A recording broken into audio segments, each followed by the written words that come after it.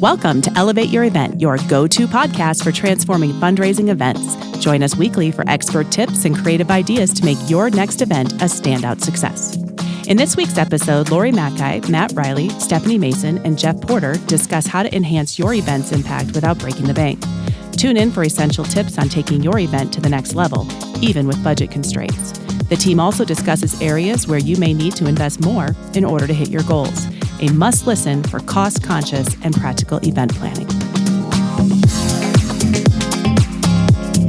Welcome back to the Elevate Your Event podcast, where we talk about all the various ways you can make your next fundraising event better and maybe even more cost-efficient. Ooh. Not really my wheelhouse talking about saving money. For sure. But that's what we're going to do today. I think our topic is how to elevate your event when cost is a concern. And we understand that, right? Okay, so let's introduce our cast of experts that we have in the room here, starting with Lori Mackay. We'll go this way. Matt Riley. Jeff Porter and Stephanie Mason. All right. So we had a good, I would say, pre-event, pre-podcast conversation about this because, we always hear that cost is a concern, right? Why wouldn't cost be a concern? You're a nonprofit, but every business should think that cost is a concern. So, for us, it's like, how maybe we just talk about the various ways that you can maybe step up or elevate your event and not do it in ways that's going to cost you a lot more money, right? Is that kind of what we're thinking about? Yeah, sure. Okay. Let's do it. Yeah. So anyway, let's go around. We'll have everybody kind of share a couple of ideas, and then we'll dive into just a little back and forth. So Lori, why don't you go first? Okay. So I think the number one thing that I think about to elevate your event is to elevate your event experience. And that doesn't always require bigger, better food or bigger, better drinks or a bigger, better band or anything like that. That could just be the guest experience as they walk into the event. Are they being welcomed? Are they being told where to go, what to do? Frequently, I've been at events where guests walk in and they literally are just looking around. So, guests should never be looking around. So being nice is free. Being nice is free. Being nice and being intentional with your guests doesn't cost anything else. So you put your team up front, you make a welcoming entrance, and then you have a smooth check-in process. That doesn't cost anything to do a smooth check-in process. I love it. Yeah, so that's my first and foremost. And it does not mean you don't need to serve champagne at the door. You can if you want. But you don't have to. But you don't have to. Right. Yeah. But if you're a jerk and you're serving champagne, I would go with being nice and not serving champagne. Or just having anyone at the door. Yes. I can't even tell you how many events I work where nobody is at the door. I mean, just thank them for coming. Yeah. Hey, welcome. I mean, I love it when you have board members and the people that know everybody up at the front, except they can get a little long-winded. Especially when they're in the check-in line trying to smooth. Please don't slow down check-in. Please do not slow down check-in. Talk to them well before check-in. That's right. Mm-hmm. No, I think it's right on because everybody's always thinking about, I'm gonna make my event better by spending more money somewhere. Mm-hmm. But just make it a better event, right? Yeah. 100% agree. Absolutely. We have a thing at our church, actually, but it's greeting people or welcoming people from the streets to the seats. Oh. So that's good. Yeah. Tag that one. I like it. So from the parking lot, they know where to park. Mm-hmm. There's people showing them. There's people showing them where the entrance is or helping them get there. Once they hit the entrance, there's people welcoming them, showing them where to go for check-in. Maybe you have somebody showing them where tables are or whatever your setup is. Mm-hmm. 100% agree. Makes total sense. Let's kind of just chop the event up a little bit. Let's talk about the food. Mm. Right? So I'm passionate about this one. In previous podcasts. Would you like to speak out of turn and go next? I'm just saying I'm passionate about it. We'll see what y'all say. Well, I was suggesting that maybe you ditch this plated meal, right? And maybe try something different. And I'm going to go out on a limb and say maybe your fancy gala should have food trucks at it. Oh, please. Or food stations. Yeah. Food stations. All throughout the whole place. Mm-hmm. Anything where, and ditch the past hors d'oeuvres. Mm-hmm. which those always crack me up, and I'll tell you why. Because everybody who walks around with the past hors d'oeuvres, all they want to do is get rid of the plate. Yes. Right? And so they're dying for you to eat. Like, can you eat all 6 of these fried green beans? No, I just want one. I'll just take one. Thank you very much.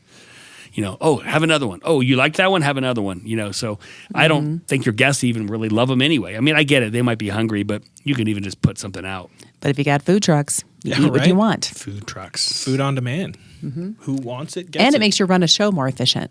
Yeah. Because you're not waiting for past plates to be put down and cleaned up and clinking and clackety clink. And you don't have to time it. Be like, I got to pick up the salad plate at a certain time and put the entree down so we can do our presentation and bring that up before we do the live auction because desserts during the live. And it's like, I've seen that try to get coordinated and it's so stressful.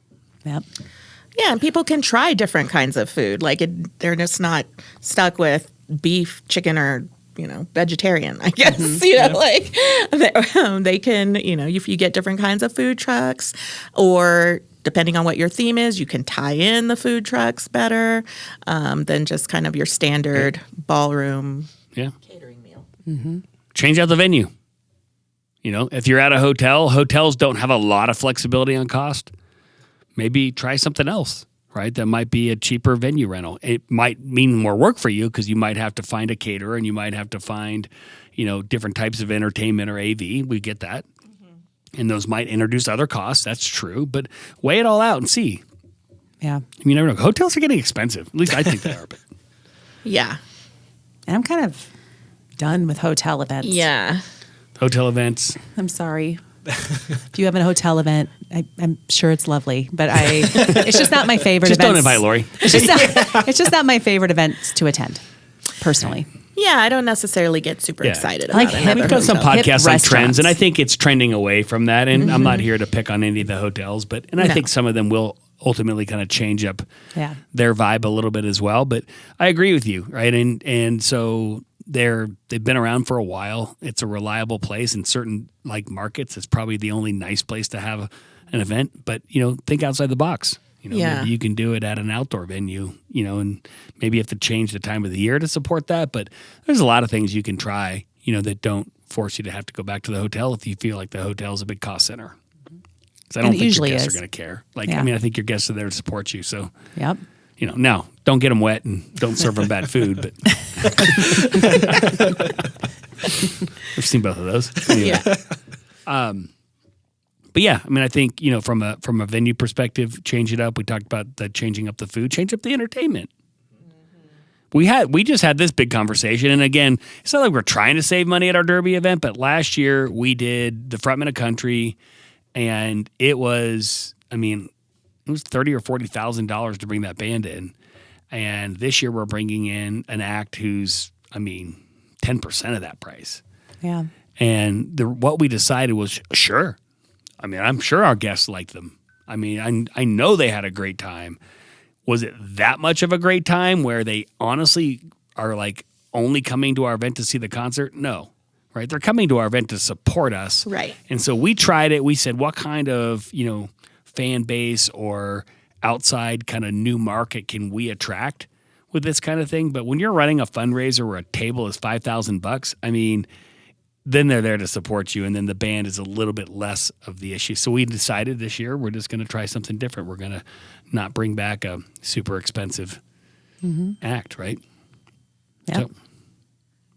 Yeah, I think unless you have a relationship, or maybe you can get a bargain on a name brand act. But other than that, I don't think it's really necessary. You can probably, in your community, there's probably some really good local cover bands that fit your donor base, and just be done with it. Yep. People will still have a great time. Or maybe you don't even have a band. Maybe you don't have a band. Maybe just good speakers. How about that? You could. A DJ. I've been at events where there's I've been at events where there's been if your event doesn't include or incorporate live entertainment, it's fine. I'm just talking about what we did. Right. I'm not suggesting you have a band. Right. If your type of event you're doing is not kind of conducive to that, but that's one of the areas when you're looking kind of your cost base, like where can we save a little bit of money?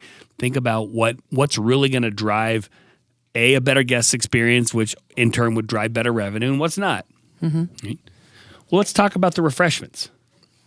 Oh. Gotta know your audience, first of all. Well, I mean, so think about this. Like in a lot of cases, what we hear from people is well, all I can get donated is like, kind of your standard beer and wine, right? So maybe I'm serving Bud Light, Coors Light, something like that, Mick Ultra. Well, go to a local microbrewery and see what they'll give you. Right? So if you want to elevate the types of refreshments you're serving and you don't want to spend any more money on them, you're just going to have to do, I would say a more aggressive, effort to ask. Yeah. Some ways that you can get around that is see if they'll do a tasting. Right? So, for example, maybe you're serving, like at our Derby event, we actually serve decent bourbon, but maybe we're serving like just kind of average bourbon. But then I bring in a local distillery who's got really fine, high-end stuff. I let him sell his stuff there, and I let him taste. So I'm not giving it out to everybody because everybody's just getting a little teeny taste, but it elevates the event a little bit because people get to experience that. Yeah. So. Yeah. I've also been to an event where the bar wasn't an open bar. It was a cash bar, but on the tables for dinner, they had the wine on the table. So the wine was included, but the bar was a cash bar. And people didn't seem to mind. I still saw plenty of people participating. I think you're onto something there because I think we always assume I have to make my event have an open bar. And maybe what all you can afford in terms of your budget is beer and wine. Maybe that's all you get donated, and you realize that cocktails get expensive. But maybe you have some guests that are annoyed because they hate beer and wine and they want a margarita or something. Let them pay for it. Yeah. Yeah. And I think try it. I mean, if you're like, there's no way I can afford open bar, I can't even afford it in a VIP session, then just talk to your caterer or whoever's running your bar and say, can you just run a cash bar for mixed drinks and we're going to put beer and wine on the tables? Well, and how often have you been to a wedding where there's a cash bar? You don't go order a drink at a wedding and go, I hate these people more now because I'm paying for my drinks. You still love the people you came to the event for. Your people are still going to love you if they have to pay for a drink. Yes. I agree. I don't remember how much I spent at the last wedding I was at. I remember all the speeches. All your speeches that you gave? I only had to give one. I mean, yeah, there's been, especially a lot of my friends got married very young and couldn't afford, to have a full-on bar. It wasn't until I got older I was showing up at weddings. I'm like, dude, just got an open bar. Woo! But that's not like the norm out there. No. Unless you have a Polish wedding. Have you heard what a Polish wedding is? No. I have not. So it was funny. I was talking to a friend of mine, and she said, well, maybe you guys need to have a Polish wedding. I said, well, what is that? And they said, well, the groom pays for the rehearsal dinner. Okay. And the upgraded liquor. Ooh. All right. So I was like, okay, well, my son's getting married soon. Does that mean I have to pay for the upgraded liquor? But so anyway, advice to our readers: if you're having a wedding and that's the event you want to elevate, you're the parents of the bride. You just tell that groom to pay for the better liquor. Yeah. Yep. Yeah. Maybe that's the way to go. Okay, well, there's some elements, and I think one of the things that we always talk about, because obviously we're a software company, we sell. There are certain things that I do think if you invested more in them would generate more money.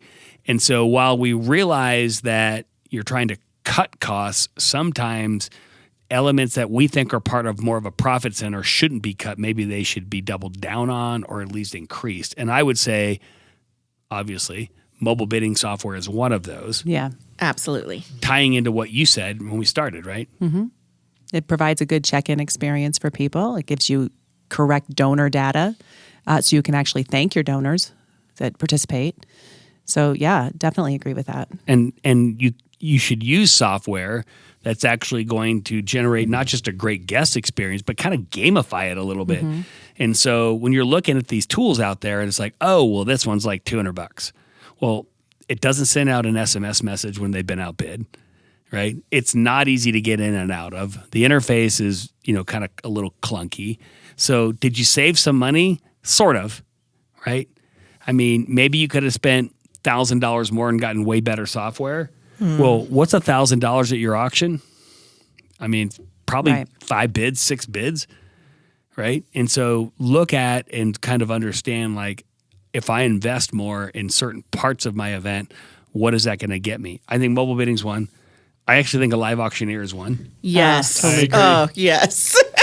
Totally agree. If you're going to do Yes. a live auction, live auctioneer all the way. Yeah, the local news anchor's usually not going to cut it. What about the board member who's like, oh, Jim Smith? Yeah. We don't know who Jim Smith is. Yeah. They had a board member do a paddle raise once at one event I was at, and she was so touched by the amount of donations, she started to cry. I'm like, That's great. It's endearing, but I was I like, really like that. ma'am, you have 5 more levels to get through. He's like, thank you so much. We're not stopping here, ma'am. I get it. You exceeded your goal at the $5,000 level, but we got $2,500 coming next, so we need to get going. So, yes, I think somebody who's skilled and trained in that area. And look, I get it. It's just no different than mobile bidding software, right? I mean, there's mobile bidding software that quote unquote is free, although it's really not free. And then there's mobile bidding software that's a few grand, and you're wondering what's the difference between them. We'll call us and we'll explain it. But the same with auctioneers, right? There's an auctioneer, he's going to charge you $500, and then there's an auctioneer that's going to charge you maybe $5,000. And I'm not saying you need to go for the $5,000 auctioneer, but understand what the difference is. Go watch them. Oh, yeah. Go to one of their events and watch and say, how are they going to interact with my crowd? Because they have to be a personality fit with your crowd too, right? But they do make a difference. Absolutely. Yes. Right. And so, again, one of those things where it's like, I don't want to just assume that I just need to find the cheapest auctioneer. You shouldn't find the cheapest mobile bidding software. You should definitely not find the cheapest auctioneer. And here's another one that I didn't think about until recently, but we did this event. I'm on the board of the the Fellowship of Christian Athletes. And we did an event for 2 years, a steak and teas, kind of golf and meal dinner. And it was great. Right. And it was at a kind of a rustic barn, it was kind of the layout. And next year we're talking about moving this to a very fine steakhouse in Denver. And is there going to be a cost difference? Absolutely. There's going to be a cost difference. Okay. But as we're thinking through it, and again, we haven't finalized all of this yet, but we're thinking, yes, this is going to cost us more, but we're going to be able to justify a significant increase in our table price. Right. Because you're going from rustic barn to fine dining steakhouse. Okay. The other thing is I think we can invite, kind of a certain type or a different type of clientele to this event. And I think gives us the opportunity for maybe more significant donations in our paddle raise. I mean, we're kind of weighing out all the different possibilities. And if we just looked at it from a cost standpoint, I'd be like, this is going to be a $20,000 difference. Yeah. But you can cover that hopefully in ticketing and sponsorships. For sure. Yeah. Yeah. And I think just because of the name recognition, of where we might do this and the fact that people are like, I want to go eat there. That sounds awesome. It is awesome. So I think Lori wants to work that a bit. I just want to work it. I probably will work it. Yeah. Don't give me pizza. Don't give me pizza. That's another thing. I think if you're going to feed volunteers, feed them Yes. a meal. You don't have to feed them the fine dining steak, but okay, maybe in this case you would, but I agree with you. Like there's certain areas of your event you should not cheap out on. You should definitely not cheap out on how you treat your volunteers. Yep. Right. There are things you can drop like at your event. I mean, we've talked about a lot of these things. Like, if you're at a golf tournament, maybe you don't need all this expensive swag. Yes. Now, I have some guys that run golf tournaments that are going to argue with that and say the reason why people come to my golf tournament is because of the swag bag. But That would be why they return. Yeah. They would return because it's why- you wouldn't know you were getting a swag bag if it was your first time. there's a reputation for it. But here's Yeah. the sticky part with that is you better have really expensive foursomes in. Because where else are you making money? You're going to make money in your sponsorships, Okay. And then you're going to make money on, on a per golfer basis. And if you're spending all the money you're making on a per golfer basis on, stuff for them, which, hey, look, as a person who attends golf tournaments, fine with me. I'd love it. I want the nice stuff. You just better have some really good sponsors in. Yeah. To cover that. I think people will come back to play around at golf, especially I think the course matters more. Yes. And the experience on the course. Yeah. Yep. So I think that's one thing you can lose. You can lose the valet parking. Mm-hmm. I think you just have people out there directing traffic. Yeah. Or, so. Have, volunteers run golf carts. Yeah. Honestly. I mean, that's sometimes cheaper than the valet. Mm-hmm. Valet companies don't all work off tips, you guys. I mean, they definitely charge. Yep. As well. So you gotta be a little bit careful what that might cost, but kind of pack all that in.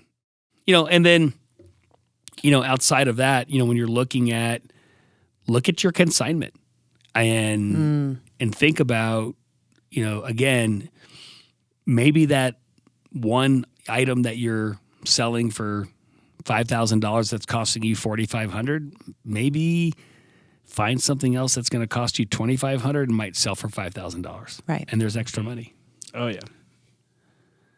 I think sometimes we lose touch with what might be possible with some of those consignment items. Or, look, I'm not here to tell you that you need to go find Cousin Vinny to give you his, Breckenridge condo again, but, maybe try to get a little creative with some of the auction items that you get so you can try to reduce the cost of those. Yeah, definitely leverage your network first. Yeah. I think so. Get the freebies. Ask around. Don't be afraid to ask. If you give yourself more time, then you have time to kind of get through this, right? If everything's under the gun, then that's when things get expensive, right? Yeah. That's very true. Yeah. So we got to think about those things. So we covered a lot. We talked about the guest experience and how just being nice and creating an amazing guest experience doesn't cost you anything. And elevates the experience that your It really guests have. It is absolutely so right on. It is words of wisdom. It's brilliant advice because in so many cases we're all looking at what's on our P&L and we're not thinking about maybe we should just say hi at the door and thank them for coming. Or even just schmooze the tables, Yep. Sure. Yep. Yes. So we talked about that. We talked about maybe elevating or changing how the food works. I think a lot of people think a food truck is kind of a downgrade. I'm telling you guys, it is not. It is not. They are fun. I mean, and look, if you want to hide the food truck, fine. Just create stations. But do something where your guests get to roam, they get to mingle, they get to try things they want. They're not stuck at the seat because they leave anyway. And then you got an auctioneer trying to wrestle them all together and shushing them and doing all this stuff. Yeah. That's the stuff that downgrades events. I to like me. that about the stations. I have also been to one where they've had different stations instead of the actual truck. So that's definitely an option. And also what's nice about that is, and even with the food trucks, you can do this. It doesn't have to be a whole serving of everything. So if you have different kinds, it can be a half portion, let's say. Yeah. And people can go around and get little tastes from all this. A little tapa style. Yeah. I like that. It's fun. Love that, right? And then we talked about also parts of your event that maybe investing more in might actually generate more revenue. So maybe it's not an area that you should be concerned about the cost. You should be concerned about the profit. Maybe you should be concerned about the cost in the opposite way. Don't cheap out in these areas. Mobile bidding software is one. Live auctioneers are the other. Right? Yeah. And then even creative things of saying, we just completely countered ourselves by saying we're going to upgrade our venue, but we're doing so in a way that we feel like might actually make a difference. Other than that, get a cheaper band. If you have Buy one at cheaper all. liquor. Everybody gets drunk, whether it's a $5 beer or a $2.50 beer. Right. No, Yeah. just kidding. Everybody gets drunk. No, I mean, you all know also as you're thinking through your event, you know the areas you don't want to cheap out in, right? And usually they're the areas that you think are the most critical to creating that experience. And then obviously we have our opinions on what areas we think actually make a difference. But combine those, think about it with your board, kind of put together your P&L and your thoughts. But don't always think that when you're looking at it and you're saying, we want to net 75 grand from this event or 100 grand from this event, the only way I'm going to do that is by cutting costs. You need to look at what areas can generate more revenue and how do I drive more sponsorships? How do I, how do I drive more out of my live auction? I might take my auctioneer budget from $1,000 to $3,000, but I'm expecting more than a $3,000 gain in my live. Model that.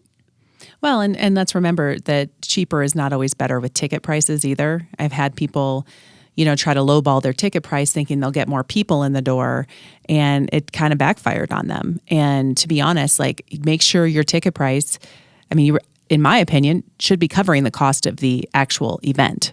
And everything above and beyond is gravy. That's your actual money you're making. So, you really need to be smart. We ran into that, right? So at our Derby event, we've ran this event for 15 years. I can tell you we've tried all various sorts of things, put it that way. And one of them was we messed with the ticket price a lot. And what we had a lot of people saying, you got to lower the price. You got to lower the price. We're going to get more people in the door. And guess what we found? The people that paid the lowest ticket price, that's all they spent. Yeah, that's not the people you want. They came for the free liquor and they drank and they watched the horse race and they left. Yeah. And so you have to, understand that once we raised our minimum ticket price up closer to $200, those people who are going to spend that kind of money are going to get interested in your silent auction. They're going to get interested in your live auction. They're going to get interested in your cause, if they don't know it yet. So just think about that. Yeah, more bodies is not always better. It's not. And I think, if you were thinking or planning a concert and said, we just want to go benefit concert and it's all about the concert and, oh, by the way, it's a fundraiser, you can try that approach, right? That was hard for us to do because we ran a concert and we're like, our highest end tables are $5,000. Our second highest tables are $2,500. And then we go down to $1,000. At that point, it's no longer about getting 1,000 people in the door. Right. So, but everybody has to make that decision on their own. But I think 100% agree that sometimes when you're looking at, kind of the revenue side of things and you're looking at your tickets, ask yourself, if I lower this ticket from 150 to 100, am I going to get that many more people in the door?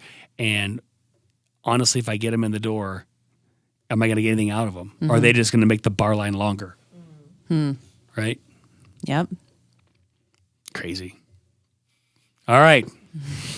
Well, good luck in finding areas of your event that you want to lower the cost in. That will still elevate the event. Yes. It's not about cutting cost. It's about elevating an event with a little bit of cost-cutting measures or just wisdom around it. Well, look, we're here to brainstorm with you. So if you guys have any questions about that, if you have any ideas or thoughts saying, hey, have you tried this? Reach out to us. We'd be happy to kind of walk you through different scenarios and see what makes the most sense for you. But, until then, what we tell you guys is congratulations. I know this is hard.